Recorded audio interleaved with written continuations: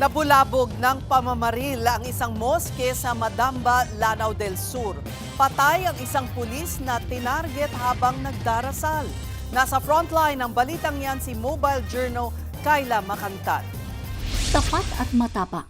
Ganito ilarawan ng kanyang mga katrabaho si Police Chief Master Sergeant Aliodon Sarangani.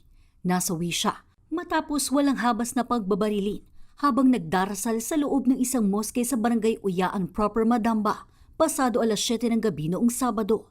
Tama ng bala sa ulo at katawan ang kanyang agarang ikinamatay. Kasalukuyang nanunuluyan sa tungan-tungan madalumang biktima na napag-alamang galing sa isang malaking angkan ng Maranao. Bagaman hindi pa malinaw ang motibo, pinangangambahang posibleng maging ugat ng rido ang insidenteng ito.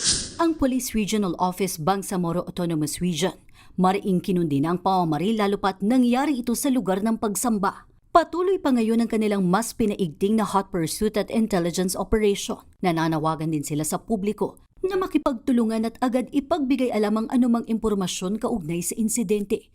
Nailibing na si Sarangani alinsunod sa tradisyon ng Islam. Nagbabalita mula sa frontline. Mobile Journal, Kayla Makantan. Mga kapatid, Cheryl Cosing po.